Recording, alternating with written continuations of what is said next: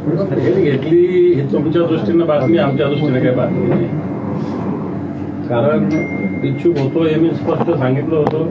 पण शिवसेनेची सिस्टीम आहे, संघटनात्मक डिसिप्लिन, ज्या दिवशीपर्यंत उमेदवारी जाहीर होत नाही तोपर्यंत असतो. ज्या दिवशी जाहीर झाली त्या दिवशी हा विषय संपत असतो, असं आमचा संघटनेचा प्रघात आहे.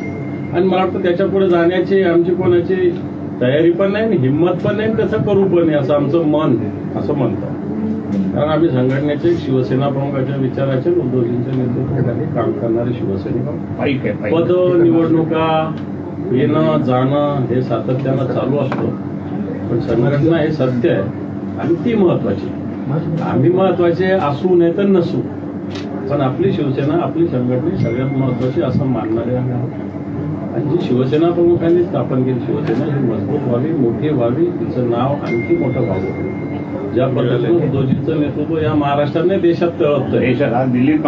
आणि मला असं वाटतं आमची पण जबाबदारी आहे ना, किमान आमचे जिल्हे, आमचे गाव, आमचे तालुके ही तळपट ठेवणं. आणि हा शिवसेना प्रमुखाचा संबंध पालिकेला जनभावना ही शिवसेनेच्या बाजूने.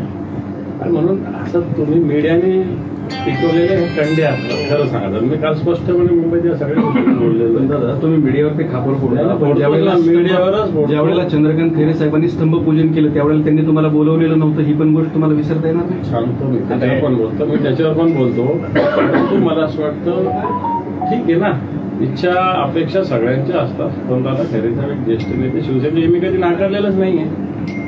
आता पक्षात उमेदवार दिले तर माझं कामच आहे. आणि मी नुसता विरोधी पक्ष नाही, मी जिल्हा प्रमुख आहे संघटनेचा. हे सांभाळणं तर माझं कर्तव्यच आहे ना.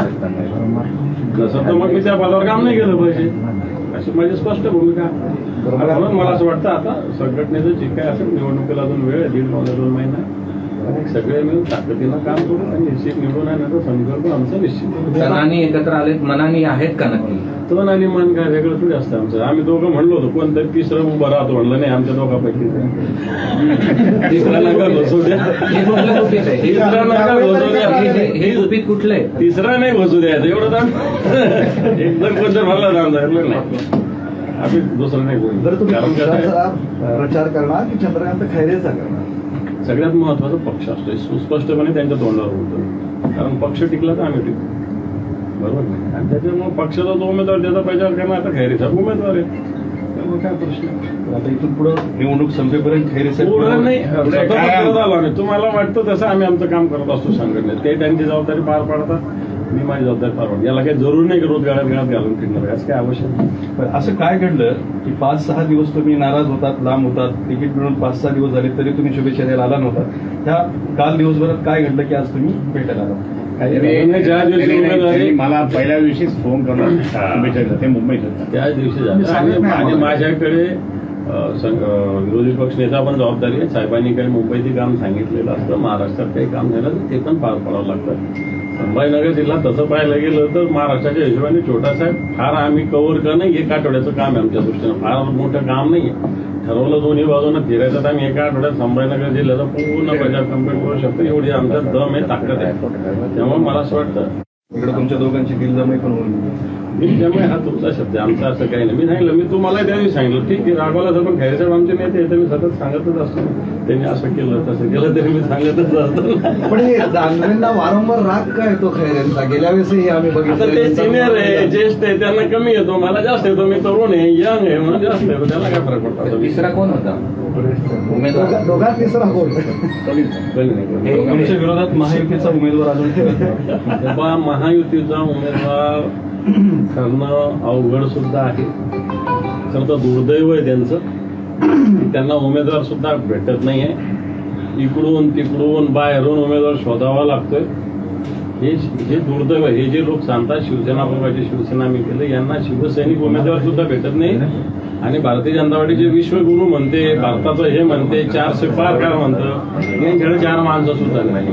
स्पष्टपणे स्थिती आहे. आणि त्याच्यामुळे मला असं वाटतं आमचे उमेदवार तर आम्ही दोघंही ताकदवान आहे ना, आम्ही आधीपासून विचारतो, ठीक आहे आता त्यांना उमेदवार मिळाले, आम्ही काम करू.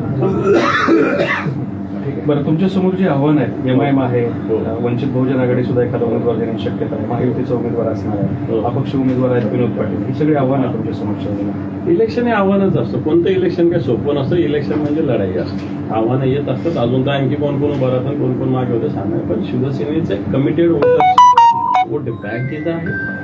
या संभाजीनगर शिवसेना प्रमुखाच्या विचाराला मानणारी वोट बँक आहे.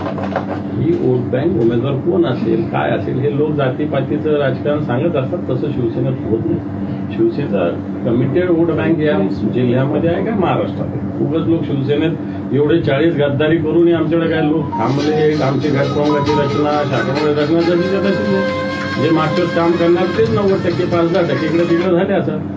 परंतु मला असं वाटतं की हे दुर्दैव आहे भारतीय जनता पार्टीचं पण, की त्यांना उमेदवार भेटू शकत नाही आणि आमच्यातून गेलेल्या गद्दारांना तो उमेदवार व्हायचं नाही. कोण आहे इच्छुक? कोणीच नाही. खरे सर, तुमच्यासाठी प्रश्न आहे. आता इथून पुढं एक दिलाने काम करण्यासाठी काय सूचना आहे तुमच्या? एकमेकांचं तुमचं कसं बॉन्डिंग असणार आहे या पुढच्या काळात? नाही, आम्ही नेहमीच एकत्र आहे. आणि तुम्हाला माहीत असेल की आम्ही दोघांनी म्हणून अनेक कार्यक्रम घेतले आणि अनेक इलेक्शन्स लढलो. म्हणजे एक तर जिल्हा परिषद असेल, पंचायत समिती असेल किंवा नगरपालिका असेल किंवा महानगरपालिका, आम्ही दोघांनी ते आणि लोकसभा विधानसभा असं आम्ही दोघांनी मिळून चांगली प्लॅनिंग केली. तीच प्लॅनिंग आता यावेळेस सुद्धा त्या ठिकाणी तशीच होईल. Okay, thank you sir. लोकशाही मराठी ऐका, पहा, जागरूक रहा.